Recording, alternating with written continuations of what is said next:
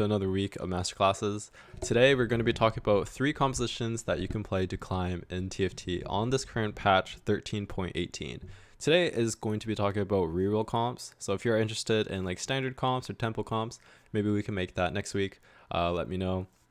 If you're watching this on YouTube, make sure you check out the description to join the Fit Gamer Training Grounds Discord so you can watch these masterclasses live, ask questions, get some extra tips at the very end, and definitely helps you out a lot. So without further ado, let's get started. If you have any main questions for those who are watching this live, feel free to unmute your mic and ask away. If they're really big questions, then prefer to leave them for the end, and then we could take as much time as you want. I'm happy to answer anything about this game. Okay, so let's go over it. We have a couple different compositions to go over. So we're going to go over Cho'gath, Rogues, and Gunners. They're terrorizing the ladder right now, so you definitely need to know how to play them, what items to build, positioning, all of that. Okay, before we get into that, let's talk about the current meta a little bit. These are the general comps that are playable right now. The meta is fairly balanced. You have your rerolls, you have your tempos, and you even have your fast 9 comps. Today we're just going to be talking about our rerolls, but there are other comps to play. It is relatively balanced. There are some units that do need a little bit more of a buff, and there are some units that need to be, I think, nerfed a little bit. But generally, you're not going into the games with only like 3 comps in your pockets. But the 3 comps we are going to be talking about are these 3 right here. So without further ado, let's get into it. The first one we're going to be talking about is Cho'gath, also known as Cho'gath. There's a couple different ways to play this. First off, the Cho'gath unit in itself, what he does, basically, if you look at the description up here, he'll bite down onto a unit. Well, he basically just like eats the closest, lowest health target to him. And if he kills them, then he gets stacking permanent maximum health. So what this means is you want Cho'gath to start stacking as early as possible in the game, and eventually, like once he starts getting like a ton of HP, and you're going to be giving him tank items, of course, he's going to be getting more and more and more HP, and his bite damage scales off of his actual health. So the more health you have, the more damage you do, and then the more damage you do, the more likely you're going to kill a target. So it stacks up really fast, and it's very snowbally. So that's exactly what this comp is all about. It's going to be about 3-starring Cho'gath, 3-starring a backline, and then just playing vertical bruisers to get as much HP as you can so he can start doing some more damage. So the first one is going to be Void Cho'gath. What's the point of this? Basically, you're just going to either out-sustain the enemy damage with this board, or I'll show you after how to wrap onto the enemy backline. I mentioned that this is a composition centered around Cho'gath 3, and then your backline can either be Cassio, Malzahar 3, and even Milio if the Ixtal is good. But that'll be on the next slide. For now, we're just going to be talking about Malzahar. So this is really strong early once you hit. The latest you should be getting Cho'gath ideally is 3-1. So this is the round right after Krugs. Krugs is 2-7, and then you're going to be entering stage 3. If you don't level at all, you'll still be level 4 at this point, and then level 4 has your highest % chance to see 1 cost units. So that is why most of the time you're going to be sending it, rolling it all the way, not all the way down to 0 ideally, but rolling until you get Cho'gath 3 on 3-1 while you're level 4, because you have the highest chance of seeing 1 cost units. Get that Cho'gath 3, and if you look at the description here, when he's 1-star 30, 2-star 35, and 3-star 40, this is the health that he gains when he bites down an enemy. So once you get that to that 3-star Cho'gath, every time he bites, that's extra 40 health, and you're going to be getting a lot of HP. I've gone like 3,000 HP Cho'gaths, and he keeps getting bigger, and he'll take up about like this size of the hex once you get a ton of stacks. So as awesome as this unit is, he does fall off late game, because if you look at his kit, it's single target damage, and that's about it. Just single target damage. So he loses late game to other boards. That's why I'll be showing you how to play around that and make sure that you have some backup. Also, he's very CC prone, especially to K'Sante, who could just boot him off the board and then boot him off again. So make sure that you position away from K'Sante. Make sure you're not right in front of him. Oh yeah, this last point is something that people might not think about very often. Sometimes I don't either. But you want to build anything but the statistic that your trait gives you. So what I mean by that is bruiser, right? What does bruiser give? It gives you % maximum health. So you put in 2 bruiser, you get extra health. So because the bruiser trait gives you health, you want to build anything that just gives you health, because it's like wearing two hats. You already have a hat on, so you don't need to put on another. It technically it does help a little bit, but it just benefits a lot better if you give him other stats. So Bruiser gives health. You're going to be wanting to build armor. So this is Bramble Vest, and reduces crit damage. Dragon Claw, it gives you magic resist and some health regen, and then Redemption, which will give you health regen and a reduction in damage. So you see, we don't want to build Warmogs on him. We don't want to build Hull Crusher on him. We already have the HP, so we want to build something else. And then for your backline with Malzahar, it's going to be blue buff, because Malzahar has 50 mana. So then blue buff is better than Shojin. And then Gunblade to keep your Cho'gath alive, and then Jewel Gauntlet to get extra damage in, and this is your board basically. Okay, so that is Void Cho'gath. Last thing I'll say is, for this, as I mentioned, on 3-1, you're going to be like basically sending it to hit your Cho'gath 3, and then once you hit Cho'gath 3, you could sit, make your way back up to 50 gold, and then 3-star your Renekton, and 3-star your Malzahar if you have not done this already. Once you've 3-starred this, you can start pumping levels, and you can go level 9. Not exactly, you'll probably just go about level 8, and then try to fit in 6 Bruiser from there, and then you'll go level 9 and play a legendary. Okay, the next one is Ixtal. So we're no longer playing around Malzahar. You basically only want to play Ixtal Cho'gath if it's wood. And what wood is when, let's say, like if you look at this green, there's going to be like a wood hex. It just looks like grass. Any unit that starts in that hex at the start of combat will gain extra 40 health.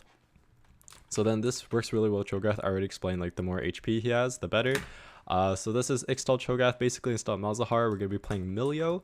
And then the way this works with Ixtal is you could greet it early. And by greeting, I mean playing Nico, playing Kiana, playing Milio. These Ixtal units, they have like not really any synergy with the actual Bruiser board, apart from just giving them extra health. So what this means is, as the later the game goes, the more, I guess, weak they're going to be, because they don't synergize. So early game, you could early to mid, definitely play Ixtal, like give a lot of wood stacks to Cho'gath for more HP. And then late game, we're going to take them out for better units. So we're going to eventually take them out for 6 Bruiser, and either legendaries or like a Silco 2 in the back line holding the Milio items. But early game, they definitely help out a lot. Same thing as Void, so slow roll on level 5, and then start pushing levels after you hit your Cho'gath 3 or Renekton 3. And Milio is optional, because eventually we could cut him out for a better unit. Okay, and the very last one is Shurima Cho'gath. So we already talked about Void, is basically just the front line stays the same. Front line is basically always Bruisers. The first one is Malzahar. If you hit a lot of Malzahars, you're going to be playing Malzahar. If you hit if it's wood, Ixtal, you're going to be playing Ixtal Cho'gath. And then if you hit a lot of Cassiopeias, you're going to play Shurima Cho'gath. And it's basically the exact same thing as Malzahar, except you're playing Shurima, is the exact same items. And I like this a bit better. Cassiopeia is more consistent with her damage, and she has a lot of really good single target damage, which means you can save a lot of HP early with her. And also, you're going to be ascending the Renekton, so you have a better front line. It's just pretty good. You don't have your little like Voidling, but this is just a different comp. Same thing, slow roll. And then later, if you have a Shurima +1, you could play Kazante and then give your +1 to Sejuani. And there you go. You're going to be having like 6 Bruiser, 4 Shurima, and everyone will ascend. So this is how you play Cho'gath. It's super good. This is how you wrap with Cho'gath. So what wrapping is basically just wrapping to the enemy backline and bypassing the front line. Cho'gath gets stuck on some units that are really tanky, especially if they have like Dragon's Claw or just a lot of HP. So what you can do is, against enemies that don't have a lot of single target, so it only works against non-single target DPS compositions. This is mostly like AP comps. You can same side against the enemy carry and try to access the enemy backline. So what you're going to do is you're going to put your Cho'gath plus like your next strongest unit, something with like a Spark or Sunfire. Normally this will be your Renekton or even your Sejuani. You're going to put them on the very edge of the same side. And what they're going to do is they're going to kill this unit, especially with Cassiopeia on the same side. And then Cho'gath is going to walk something like this, eat the main carry, and then it's game over. Yeah. However, it's really bad into single target comps. So compositions like Samira, Zaya, Nyla, or Gunners, these are compositions that do a lot of single target damage. So I don't recommend doing this against them unless they have really weak frontline. Because if this is like a Zaya, and then like Nyla is like here, they're just going to like kill this Cho'gath. And then Cho'gath is your main carry. Even though he's tanky, if he dies, then it's game over for you. So playing against like Silco Azir, playing against Evokers, these compositions that are like slow DPS stall compositions, you can definitely like frontline and corner like into like the frontline corner your Cho'gath. Even if he gets hit first, he won't die right away, and you can make your way to the back. Also works on the other side. You'd put Cho'gath here, you put your next best unit here, and then he could walk like that after he kills this. Okay, and then the last thing I want to talk about for Cho'gath is his augments. So if you see any of these augments, they're kind of a hint to you to play Cho'gath. So for re-rolling, so Cho'gath is always a reroll comp, or if you're re-rolling Cho'gath, then obviously it's always a reroll comp, but augments that will help you re-roll easier are like frequent flyer, on a roll, Pandora's bench, golden tickets. And then any augments that help the combat specifically for this comp is endurance training. So every time you kill a unit, you gain more health, which like is basically Cho'gath passive. Stable evolution just gives your voids more stats. Anima Visage can replace redemption. It's a better version of redemption, and it's specifically for Cho'gath. So if you're taking the Ornn legend and you get portable forge, you pop it, you have Anima Visage and like a Cho'gath 2, then you can go Cho'gath. And the very last one is Titanic Strength. The more HP your bruisers have, the more attack damage they do, and it's just very good for vertical bruiser. So that's it for Cho'gath. Super strong, almost like guaranteed like top 2 if you hit early, and then top 1 if you're able to go level 9 and then play like a Heimer. You don't really need Aatrox. Like you can, it works really well with this, but the problem with this comp eventually is you run out of damage. So it's good to play like a Ahri 2, have like a Silco 2, and then yeah. Okay, so that's it for Cho'gath. Tons of fun. Cho item, we love them. Next one is Rogues. We love this comp a little less. We love playing it, but we hate playing against it. What happens is once these rogues fall below 50% HP, they're going to jump to the enemy backline and then start doing damage there. So it's basically assassins, except it's a stronger assassin because they have invulnerability. Okay, technically it's untargetability when they're jumping to the back, so you can't even like one-shot them and not have them jump, so they will always jump. What's the point of rogues? Basically, it's very fast-paced. You want to kill the enemy carries first, and then what drain tanking is you need healing on these rogue units. So Qiyana, you're gonna have either like a Death's Defiance or Bloodthirster on her, and then Echo, you need like double healing, so hodge. And then once you kill the enemy carries, drain tanking is just out-sustaining and out-damaging the remaining like enemy tanks. When you're playing rogues, you're always going to be playing 4, so none of this 2 rogue stuff if you're playing reroll rogues. And then ideally, everyone wants to be 3-starred. You could go about it. If you have a lot of graves early, just stay. Same thing with Cho'gath, like stay low level. Once you hit graves 3, then you could push to level 6 and then start getting the others. But if you're really not hitting any graves, then it's okay to just go level 6 on 3-2.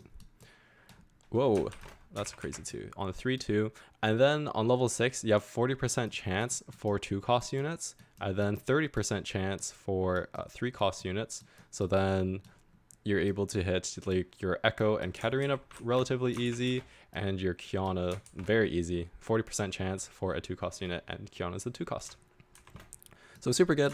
Good Ixtals to play with rogues is wood, ice, and stone. Wood, the exact same thing as Cho'gath. Extra stacking, more HP, infinitely stacking is just super good.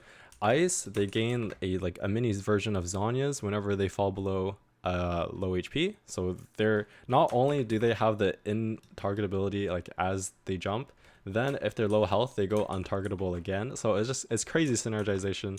And then stone for the extra damage reduction and CC immune. So if you see any of these 3, it could be an indicator for you to play rogues.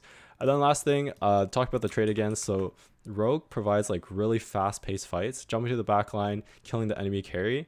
Basically, if you jump to the back line and you can't kill the enemy carry, you've lost the fight. So what this means is avoid building like stacking long paced fight items. So don't build Archangels, don't build Ginsus. You want to end things early as fast as you can. This is the rogue board. You could fit in your Xtol, just play like your Milio over here. So I for Xtol, but technically it should be M. Jinx is really good. It provides Gunner for Graves and Zon for Echo. And yeah, if it's a bad Xtol, then you could just play this board +1. And yeah, honestly, like almost all the Xtols are usable. These are just the best ones, Wood, Ice, and Stone. So this is your general rogue board. If you have, this is how you play double trouble rogues. It's very simple. You just only play rogues and you double trouble your strongest ones. So if you hit your Graves 3 early and the Graves is itemized, then just play 2 versions of Graves. And then if you have only like Kiana's, then only play 2 versions of Kiana's. But generally this is what your board's going to be: 2 Kiana's, 2 Echoes. And then eventually on level 7, you're going to play 2 Katarinas. Because technically Graves or Kiana is better than Graves, and then Echo and Katarina are better than Kiana, just because 3 costs versus 2 costs and 2 costs versus 1 cost. This is the order how you should play it, and it's really good. Very good. Okay, rogue positioning is pretty simple. You just want to be in front of the enemy carries.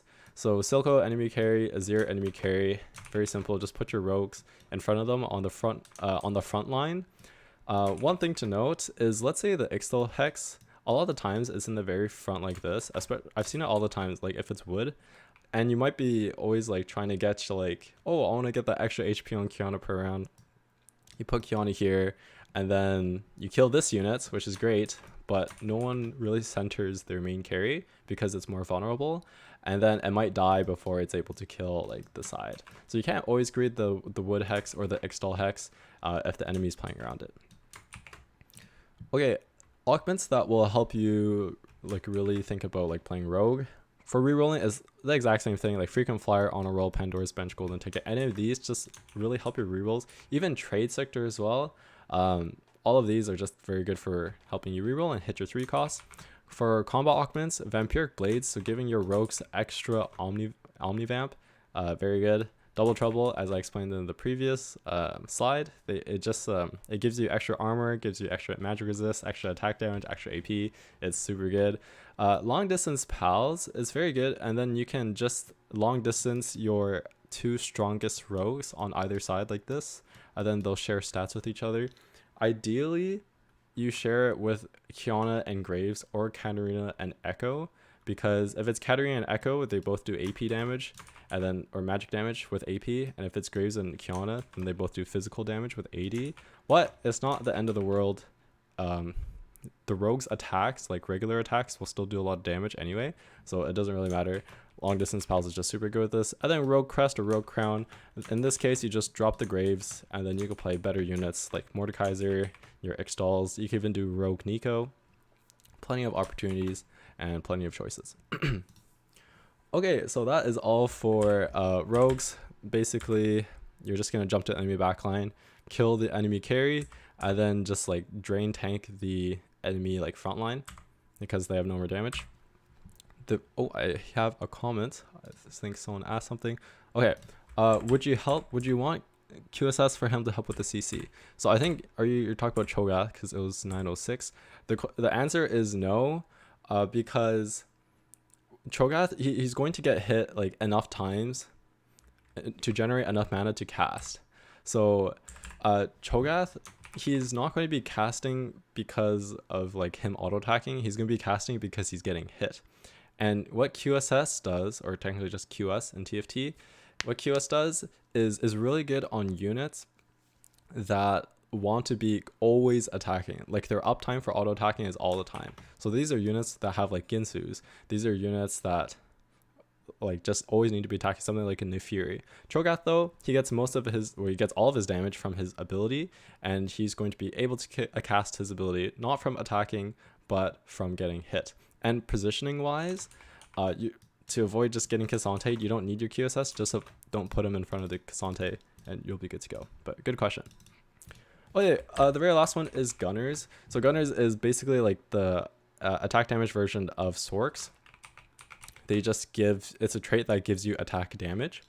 And what happens is whenever these Gunners attack, so here are our Gunners here, whenever they attack, they gain more attack damage. So So ideally, you want to play 4 Zon and 4 Gunner. The Zon mod, they changed it a little bit from set 9. So now with 2 Zon, you only gain 1 chem mod. But as soon as you put in 4 Zon, you also get another chem mod, but then they become overcharged. And the overcharged versions of these Zon modifications are really good. So on Jinx, you want to have either Shimmer or Robotic Arm. So Shimmer, more attack speed, and then it gives you a little revive if you die. And then it gives even more attack speed once that revive hits. And then Robotic Arm, the ability to be able to like attack twice. Every attack is super good and extra true damage, so look out for those. And then any tank item or tank mods for Warwick and Echo are really good. For Gunners, you're going to be on level 6 most of the time if you're rerolling this. And because level 6 is the best chance for 2 cost units, right? So slow roll for your Warwick, slow roll for your Jinx. And then you can eventually go level 7 and slow roll for your Jace and play your 4 Gunner, 4 Zon. And in regards for this trait, as I mentioned, whenever they attack, they gain more attack damage. So build any other stat other than attack damage. Attack speed is really good with Gunners, but you don't want to be building items like Deathblade or Titan's Resolve. Okay, Piltover Gunners. So Piltover is really good. Basically, you spawn your T-Hex, and every loss you get, he gets more stacks. And then once you finally win, you get a ton of loot, and the T-Hex grows bigger and does more damage. You need, the latest to get Piltover in on your board, I'd say is 2-5. So this is right after the first carousel on stage 2. Anything after that, it gets too hard to cash out later, because of course the later it is into the game, the more damage you take. So you want to have Piltover in ASAP, preferably on 2-1, but 2-5 is the latest. If you do have Piltover, this is going to be your level 7 board, and this is how you're going to be cashing out with Aphelios.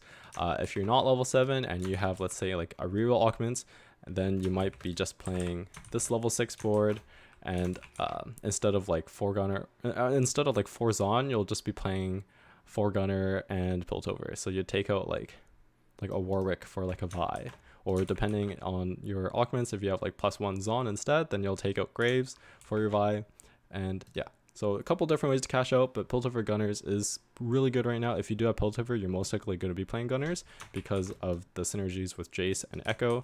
And then Vi having Piltover Bruiser will pair very well with Sejuani. And eventually you can drop her for Heimerdinger and play your Scion to synergize with your Sejuani. Okay, I think we have one more slide here. So any augments that will show you to play reroll Gunners. These exact same 4, trade sector as well. However, combat's a bit different. So dueling Gunners is going to be the Gunner augments that is like ideal for you. Long distance pals. So the way long distance pals works, right? It's attack damage, ability power, armor, and magic resist. It's not attack speed. It's these 4 stats, right? But it's not just at the start of the combat that it occurs, like, oh, instant like X amount and then that's it. It is like updatable during the round. And what I mean by that is Gunners, right? So let's say like Aphelios and Jinx are attacking. Aphelios goes from like 100 to like 110 to like 120, blah blah blah, and then same thing with Jinx. They'll actually like synergize with each other. So instead of like they both go to 110, they'll both go to like, I don't know, like 115 because of the long distance pals. So it works really well with Gunners because they're going to be, each Gunner like gets extra attack damage, and then long distance pals, since they're sharing with another Gunner, they just synergize super well, and yeah, very good. Gunners on crest or crown. You have my bow. Remember, attack speed is really good in Gunners. Attack damage items are not. And then Chemtech enhancements is just a great augments. I'm not going to go into exactly like what each of these augments do. You can just search up the name and then it will show you. But these are the best for this comp. Okay, and then that is the main 3 comps that I think are really good for this patch. Of course, there are plenty others, but I want to keep this video like more quick and concise. I could talk about like Samira Noxus or like Nefiri, Warwick, or any other comps in the future, but that is all for now. Thanks so much for watching. For those who are in the